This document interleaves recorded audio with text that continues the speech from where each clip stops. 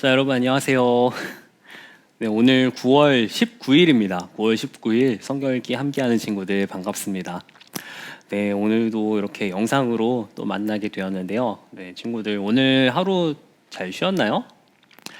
네, 토요일이라 수업 없는 날 또 뭐 가족이랑 또 시간 보내고 했을 것 같은데 조금이라도 좀 반복되는 일상에서 좀 쉼을 누렸기를 바랍니다. 이제 뭐 다음 주에 또 등교도 해야 되고 할 텐데 네, 친구들 또 이런 좋은 주말 보내기를 바라고요. 이제 오늘도 또 꾸준히 성경 읽으면서 또 내일 주일을 준비할 수 있으면 좋겠습니다. 오늘 성경 말씀은 마태복음 오늘 18장, 19장 말씀인데요. 아니구나.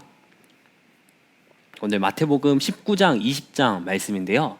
19장, 20장 말씀 오늘 내용이 그렇게 길지 않으니까 또 마침 또 토요일이고 하니까 또 짧은 시간 잘 집중해서 우리 친구들 같이 성경 읽으면 좋겠습니다. 자, 성경 각자 준비해서 읽으면 좋겠습니다. 자, 19장 이제 1절부터 진행하도록 하겠습니다. 자, 이제 마태복음 19장 1절부터 읽도록 하겠습니다. 자, 준비. 자, 시작. 자, 예수께서 이 말씀을 마치시고 갈릴리를 떠나 요단강 건너 유대 지경에 이르시니, 자, 여기서 한 가지 우리가 봐야 될 게 있는데요. 예수님이 이제 유대 땅으로 다시 들어가고 계시는데요. 이것은 예수님께서 십자가를 지기 위해 이제 예루살렘으로 점점 더 가까이 가고 계시는 것을 의미해요.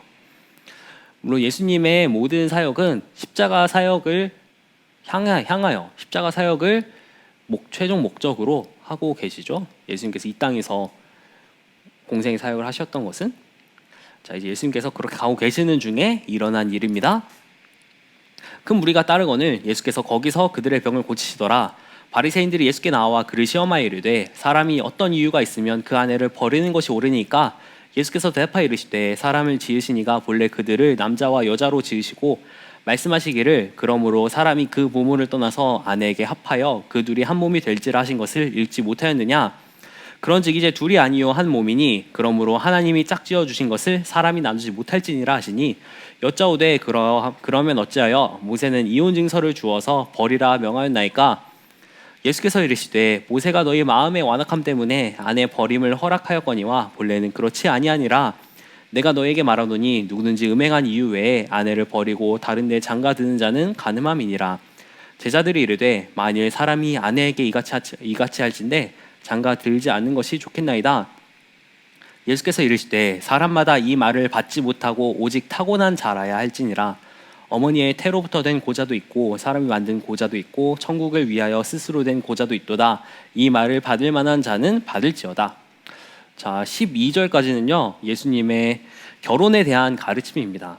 이때 사람들이 결혼에 대해서 결혼에 대한 그 율법이 있었지만 그것보다 더 엄격하게 지켜야 된다는 것, 함부로 이혼할 수 없다는 것, 그런 결혼에 대한 가르침에 대해서 말씀하십니다. 자, 계속 읽을게요.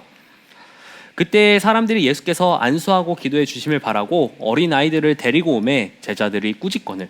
어린아이를 예수께 나오는데 제자들이 오지 말아라 그렇게 하는 모습이었죠. 14절 예수께서 이르시되 어린아이들을 용납하고 내게 오는 것을 금하지 말라. 천국이 이런 사람의 것이니라 하시고 그들에게 안수하시고 거기를 떠나시니라. 그 당시에 어린아이들은 굉장히 사회에서 약자였어요. 사회에서 배려를 받지 못하는 그런 이들 중에 하나였어요. 그런데 예수님은 그런 아이들을 품으시고 그런 아이들이 오는 것을 기뻐하시고 그런 아이들을 좋아하셨어요. 또한 예수님은 천국이 이런 사람들의 것이니라, 천국이 이런 어린아이들과 같은 사람의 것이니라 라고 말씀하셨어요. 어린아이에 관한 내용 지난 시간에 다루었습니다. 자, 계속할게요. 어떤 사람이 주께 와서 이르되 선생님이여 내가 무슨 선한 일을 하여야 영생을 얻으리까? 예수께서 이르시되 어찌하여 선한 일을 내게 묻느냐? 선한 이는 오직 한 분이시니라. 내가 생명에 들어가려면 계명들을 지키라. 이르되 어떤 계명이오니까? 예수께서 이르시되 살인하지 말라, 간음하지 말라, 도둑질하지 말라, 거짓 증언하지 말라, 내 부모를 공경하라, 내 이웃을 내 자신과 같이 사랑하라 하신 것이니라. 자, 무슨 내용이죠? 십계명이죠. 십계명에 있는 대로 너가 행해야 한다라고 말씀하세요. 자, 20절. 그 청년이 이르되 이 모든 것을 내가 지키어 싸운데 아직도 무엇이 부족하니까. 진짜 대단한 사람이죠? 우리는 쉽게 십계명에 있는 그런 내용들을 어기고는 하는데, 근데 이 사람이 이것을 다 지켰대요. 엄청 대단한 거 아니에요? 근데 예수님께서 말씀하시죠. 21절. 예수께서 이르시되 내가 온전하고자 할진대 가서 내 소유를 팔아 가난한 자들에게 주라. 그리하면 하늘에서 보화가 내게 있으리라. 그리고 와서 나를 따르라 하시니 그 청년이 재물이 많음으로 이 말씀을 듣고 근심하며 가니라. 자, 이 사람이, 예수님께서 그러면 너의 많은 그 재물을 가지고, 이 부자 청년이 가지고 있는 그 재물을 가지고 가난한 사람에게 주라.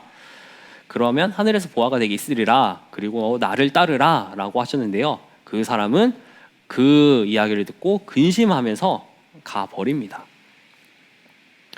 자, 계속 읽을게요. 계속 읽고 이야기해 줄게요. 예수께서 제자들에게 이르시되 내가 진실로 너에게 이르노니 부자는 천국에 들어가기가 어려우니라. 다시 너에게 말하노니 낙타가 바늘귀로 들어가는 것이 부자가 하나님의 나라에 들어가는 것보다 쉬우니라 하시니, 낙타가 바늘구멍으로 들어가는 것이 부자가 하나님의 나라에 들어가는 것보다 쉬우니라 라고 말씀하셨어요. 어떻게 그러죠? 낙타가 바늘구멍으로 들어가는 것? 불가능한 일이죠? 그런데 이 당시 예루살렘에 보면 바늘귀라는 문이 있었어요. 예루살렘 성에 바늘구멍이라고 부르는 작은 문이 있었어요. 근데 역시 그 문을 낙타가 통과하는 것 역시 굉장히 어려운 일이었어요. 굉장히 어려운 일이었죠.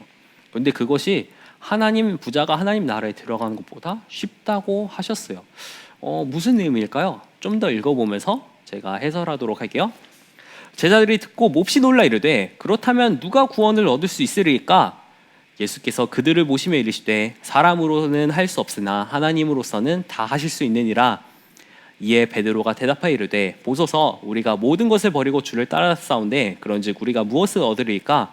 예수께서 이르시되 내가 진실로 너에게 이르노니 세상이 새롭게 되어 인자가 자기 영광의 보좌에 앉을 때에 나를 따르는 너희도 12 보좌에 앉아 이스라엘 12지파를 심판하리라. 또 내 이름을 위하여 집이나 형제나 자매나 부모나 자식이나 전토를 벌인 자마다 여러 배를 받고 또 영생을 상속하리라. 그러나 먼저 된 자로서 나중되고 나중된 자로서 먼저 될 자가 많으니라. 아멘. 자, 19장을 다 읽었는데요, 19장 뒷부분 16절부터 30절 부자 청년과의 만남에 대해서 계속해서 설명하도록 하겠습니다. 청년은요, 예수님께서 말씀하신 그 계명을 다 지켰다고 스스로가 의롭다고 주장을 하고 있어요. 그런데요, 이 청년의 이 말을 잘 들여다보면 이 사람은 하나님의 계명을 통해서 칭찬과 명예를 얻기를 원했던 것 같아요. 이 사람이 중요하게 여기는 것은 하나님 앞에서 어떻다가 아니라 주위 사람들의 좋은 평판이에요. 이것이 과연 옳은 것일까요?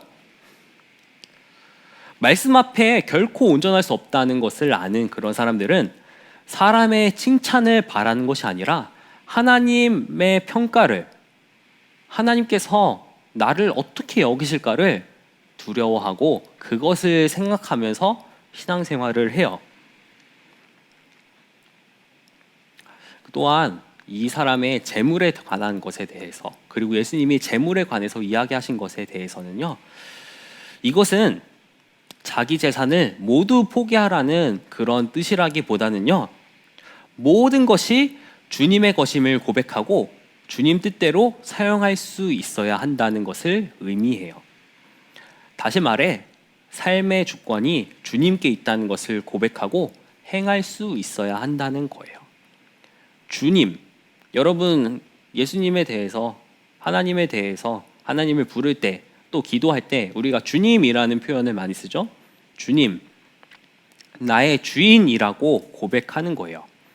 그런데 나의 주인이라고 고백을 하는 것처럼 살아가야 되는데, 우리 삶도 주님의 것이고 우리가 가지고 있는 모든 것도 사실은 주님께서 주신 것이다라고 그렇게 고백하면서 행하면서 살아갈 수 있어야 하는데, 우리 친구들도 그렇게 주님을 고백하는 것처럼 주님의 그 통치 아래서, 주님의 그 주인 되심 아래에서 살아갈 수 있기 바랍니다. 네, 자, 이제 20장을 읽을 텐데요. 20장에 한 가지 먼저 비유가 나오는데, 그 전에 19장 마지막 절을 한번 볼게요. 그러나 먼저 된 자로서 나중되고 나중된 자로서 먼저 될 자가 많으니라. 이 말씀을 먼저 보면서 20장을 시작하도록 하겠습니다. 자, 20장 시작할게요. 천국은 마치 품꾼을 얻어 포도원에 들여보내려고 이른 아침에 나간 집주인과 같으니, 예수님이 천국에 대해서 비유로, 하나님 나라에 대해서 비유로 말씀하기 시작하십니다. 그가 하루 한 데나리온씩 품꾼들과 약속하여 포도원에 들여보내고, 또 제3시에 나가보니 장터에 놀고 서 있는 사람들이 또 있는지라. 그들에게 이르되 너희도 포도원에 들어가라. 내가 너희에게 상당하게 주리라 하니 그들이 가고, 제6시와 제9시에 또 나가 그와 같이 하고, 제11시에도 나가보니 서 있는 사람들이 또 있는지라. 이르되 너희는 어찌하여 종일토록 놀고 여기 서 있느냐. 자, 제36시, 9시, 11시, 이게 우리 시간으로 하면요, 오전 9시, 정오, 그러니까 12시, 오후 3시, 오후 5시에 일하러 오는 사람들이 있다는 그런 이야기예요. 자, 7절. 이르되 우리를 품꾼으로 쓰는 이가 없음이니이다. 이르되 너희도 포도원에 들어가라 하니라. 저물매 포도원 주인이 청지기에 이르되 품꾼들을 불러 나중 온 자로부터 시작하여 먼저 온 자까지 삭슬 주라 하니, 제11시에 온 자들이 와서 한 데나리온씩을 받거늘 먼저 온 자들이 와서 더 받을 줄 알았더니 그들도 한 데나리온씩 받은지라. 받은 후 집주인을 원망하여 이르되 나중 온 이 사람들은 1시간밖에 일하지 아니하였거늘 그들을 종일 수고하며 더위를 견딘 우리와 같게 하였나이다. 주인이 그 중에 한 사람에게 대답하여 이르되 친구여, 내가 네게 잘못한 것이 없노라. 내가 나와 한 데나리온의 약속을 하지 아니하였느냐. 내 것이나 가지고 가라. 나중 온 이 사람에게 너와 같이 주는 것이 내 뜻이니라. 내 것을 가지고 내 뜻대로 할 것이 아니냐. 내가 선함으로 내가 악하게 보느냐. 이와 같이 나중된 자로서 먼저 되고 먼저 된 자로서 나중 되리라. 자, 포도원의 비유를 통해서 예수님은 하나님 나라에 대해서 가르치고 계시는데요. 어떤 일이 있었나요? 어떤, 약간 우리 생각으로 하면 좀 황당할 수 있는 그런 일이 있었는데요. 뭐냐면, 오전 9시에 온 사람, 낮 12시에 온 사람, 오후 3시에 온 사람, 오후 5시에 온 사람이 모두 같은 품삯을 받게 될 것이라는 이런 말씀이에요. 모두 같은 품삯, 하루, 그 당시 노동자의 하루 일당 1데나리온을 모두 동일하게 받았어요. 사실 이거는 우리의 이 세상적인 상식으로는 이해할 수 없는 내용이에요. 예를 들어서 제가 3시간 동안만 일을 했어요. 그러면 3시간만큼의 돈을 받아야 되는 것이 정상이고, 하루 종일 일했으면 하루치 일당을 받아야 되는 것이 그런 것이 상식적인 일이에요. 그런데 왜 예수님은 이런 비상식적인 이야기를 하셨을까요? 이것은 세상에 관한 이야기가 아니라 바로 하나님 나라에 관한 이야기예요. 첫 번째는요, 비록 늦게 복음을 받아들이고 믿은 자, 즉 나중된 자도 같은 상이 예배되어 있기 때문에 지금 열심을 내어서 하나님 나라를 위해서 일하라고 말씀하시는 그런 뜻이에요. 또한 먼저 온 사람들이 나중 온 사람을 무시하지 말아야 한다는 의미예요. 예를 들어서 모태신앙으로 어려서부터 교회에 다니고 신앙생활을 한 사람이 있어요. 그런데 한편으로 교회에 처음 나와본 그런 사람이 있어요.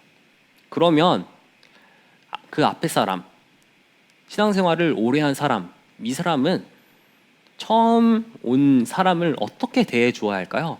무시해야 할까요? 아니요, 절대 안 됩니다. 먼저 온 사람을 따뜻하게 맞아주고 이 사람이 교회에 잘 정착할 수 있도록, 신앙생활을 잘 할 수 있도록 도와줘야 하는 것이 의무예요. 두 번째는요. 먼저 된 사람은 유대인을 의미하는 것, 그리고 나중 온 사람은 이방인을 상징한다라고 이야기를 해요. 이 당시 상황으로는 그렇죠. 왜냐하면 유대인들은 유대인들만 구원받을 수 있다라고 생각을 했는데 예수님은 그것이 아니다라는 것을 가르쳐 주셨죠. 그리고 우리도 그렇게 구원을 받았습니다. 근데 한편으로는 교회 안에 작은 자, 그리고 교회 안에서 이미 오랫동안 있었는데 교만해진 그런 사람이라는 의미로도 우리가 받아들일 수 있습니다. 자, 이제 17절 읽을게요. 예수께서 예루살렘으로 올라가려 하실 때 12제자를 따로 데리시고 길에서 이르시되 보라, 우리가 예루살렘으로 올라가노니 인자가 대제사장들과 서기관들에게 넘겨짐에 그들이 죽이기로 결의하고 이방인들에 넘겨주어 그들을 조롱하며 채찍질하며 십자가에 못 박게 할 것이나 제3일에 살아나리라. 자, 예수님께서 십자가에 달려 돌아가실 것을 또 한 번 예고하십니다. 그런데 20절, 그때에 세베대의 아들의 어머니가 그 아들들을 데리고 예수께 와서 절하며 무엇을 구하니, 세베대의 아들의 어머니라고 되어 있는데요. 세베대라는 사람은요, 예수님의 제자인 야고보와 요한의 아버지를 의미합니다. 다시 말하면 예수님의 제자 야고보와 요한의 어머니가 예수님께 무언가를 말하는 거예요. 그 무언가 말하는 게 뭘까요? 21절, 예수께서 이르시되 무엇을 원하느냐 이르되 나의 이 두 아들을 주의 나라에서 하나는 주의 우편에 하나는 주의 좌편에 앉게 명하소서. 예수께서 대답하여 이르시되 너희는 너희가 구하는 것을 알지 못하는도다. 내가 마시려는 잔을 너희가 마실 수 있느냐? 그들이 말하되 할 수 있나이다. 이르시되 너희가 과연 내 잔을 마시려니와 내 좌우편에 앉는 것은 내가 주는 것이 아니라 내 아버지께서 누구를 위하여 예배하셨든지 그들이 얻을 것이니라.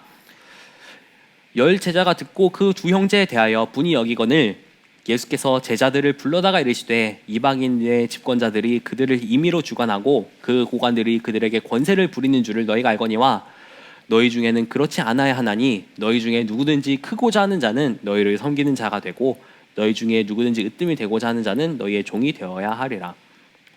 인자가 온 것은 섬김을 받으려 함이 아니라 도리어 섬기려 하고 자기 목숨을 많은 사람의 대속물로 주려 함이니라. 자, 28절까지 다 읽었는데요. 자, 이 사건은요, 당시 예수님 주변에 있는 사람들이 예수님에 대해서 오해했던 것을 보여주는 거예요. 예수님께서 어떻게 우리에게 구원을 주시는지 그것에 대해서 예수님은 계속해서 가르치시지만 그 당시 사람들은 그것을 이해하지 못했다는 것을 잘 보여주는 말씀이죠. 하나님의 나라는 예수님의 십자가 죽음과 부활을 통해서 주어지고 예수님은 이것을 계속해서 가르치십니다. 그런데요, 그 당시 사람들은 이 예수님의 고난 예고를 그저 로마와 싸워 새로운 나라를 세우신다는 것을 말씀하시는 것이라고 그렇게 생각했어요. 그리고 예수님이 전쟁에서 이겨서 왕이 되신다면 자신들은 1등 공신으로 높은 벼슬에 오를 수 있을 것이라고 이 사람들이 기대했어요. 그래서 나머지 10 제자들이 이것을 듣자 분하게 여겼다고 기록하고 있기도 하죠. 그래서 예수님은 이 사람들이 이해하지 못한 것에 대해서 22절과 같이 말씀하시죠. 그리고 제자들에게 25절 이하와 같이 말씀하십니다. 예수님께서 이 땅에 오신 목적에 대해서 말씀하십니다. 자, 가장 핵심은 26절부터 28절까지 나와 있죠. 너희 중에는 그렇지 않아야 하나니 너희 중에 누구든지 크고자 하는 자는 너희를 섬기는 자가 되고 너희 중에 누구든지 으뜸이 되고자 하는 자는 너희의 종이 되어야 하리라. 인자가 온 것은 섬김을 받으려 함이 아니라 도리어 섬기려 하고 자기 목숨을 많은 사람의 대속물로 주려 함이니라.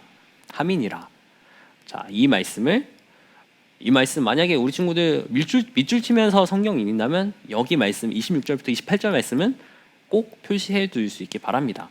예수님께서 이 땅에서 사역하시는 목적, 예수님께서 이 땅에 오신 목적을 기록하고 있습니다.